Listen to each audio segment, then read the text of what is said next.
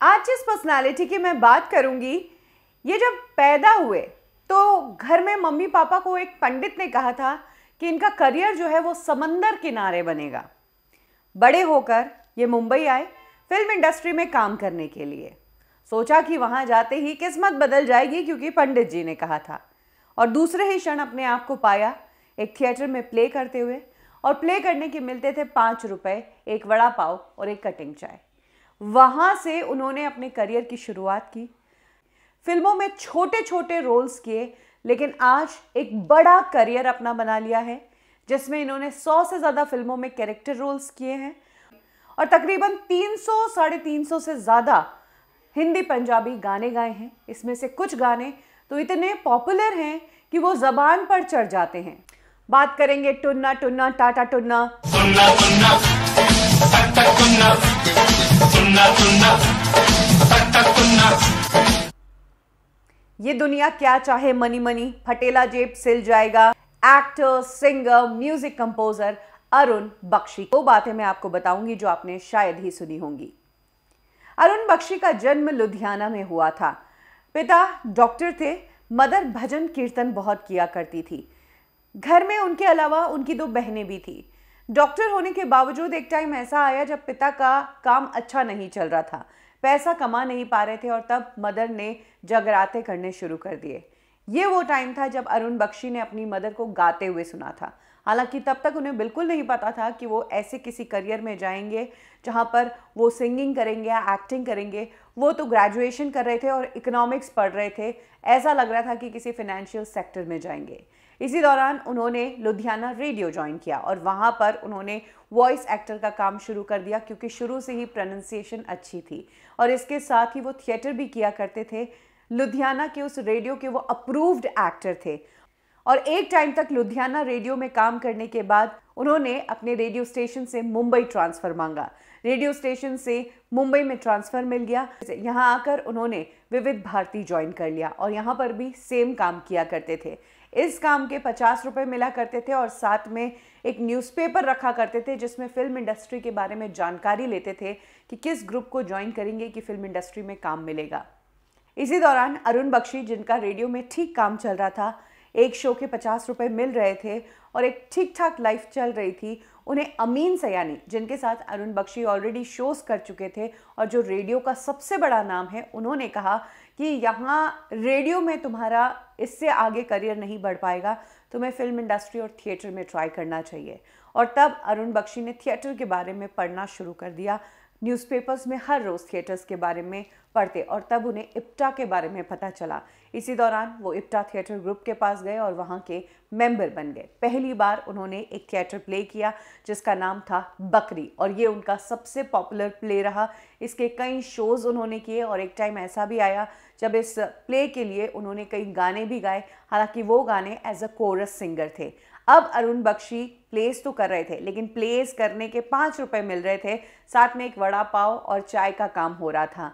अभी भी पैसा नहीं कमा रहे थे और साथ ही वैसा काम नहीं मिल रहा था जैसे काम के लिए वो लुधियाना छोड़कर मुंबई आए थे, और तब उन्होंने फिल्म इंडस्ट्री में काम ढूंढना शुरू किया। इसी दौरान उन्हें फिल्मों में काम तो मिला, लेकिन ये काम ऐसा था कि आप भीड़ का हिस्सा हैं, जूनियर आर्टिस्ट है या बस पासिंग के रोल्स कर रहे हैं। इसमें से एक फिल्म मजदूर भी थी जो दिलीप कुमार साहब की थी। इसके अलावा निकाह फिल्म में भी इनका एक छोटा सा किरदार था जिसमें 1-2 लाइंस के डायलॉग इन्हें मिले थे।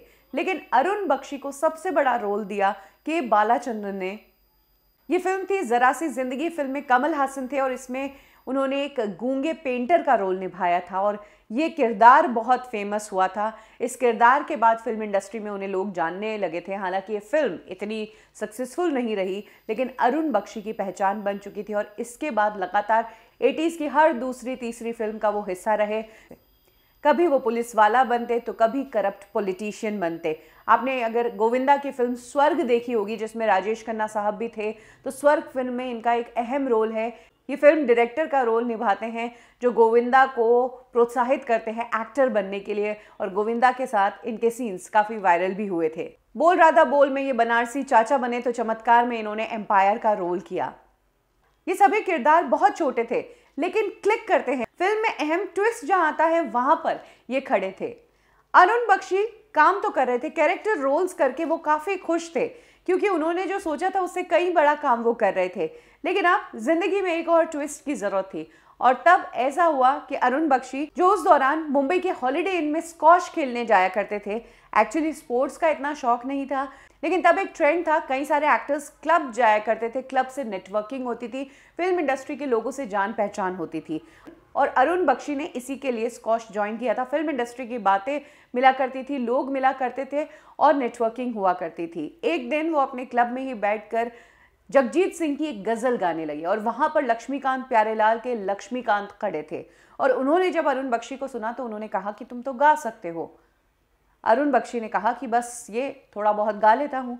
तब लक्ष्मीकांत प्यारेलाल ने कहा कि मैं तुम्हें ज़रूर याद करूंगा। उस दौरान लक्ष्मीकांत प्यारेलाल कर्मा फिल्म पर काम कर रहे थे, और कर्मा फिल्म के नाम का जहाँ इंट्रोडक्शन होता है वहाँ पर उन्हें एक सिंगर की ज़रूरत थी, और वो कर्मा फिल्म का जो इंट्रोडक्शन सॉन्ग था वो लक्ष्मीकांत प्यारेलाल ने अरुण बख्शी से गवाया, और यहाँ से उनकी सिंगिंग की भी डेब्यू हो गई। और इसके बाद तो अरुण बख्शी ने इतने गाने गाए, जो गाने लोगों के ज़बान पर चढ़े और लोगों के सर चढ़कर बोलते रहे, जिसमें संजय दत्त पर पिक्चराइज सॉन्ग।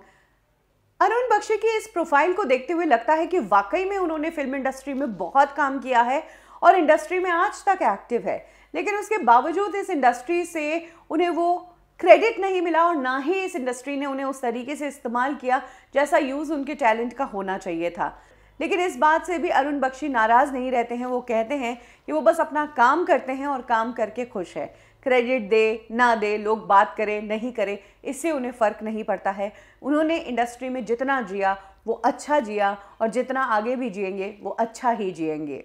अरुण बख्शी के इस करियर को देखकर हम यही कह सकते हैं कि इन्होंने फिल्मों में छोटे छोटे रोल्स किए। इन छोटे रोल से उन्होंने अपना बड़ा और बढ़िया करियर तो बनाया ही, साथ ही इन छोटे छोटे रोल से उन्होंने बड़ी खुशी ली है, और इसीलिए वो आज भी खुश है।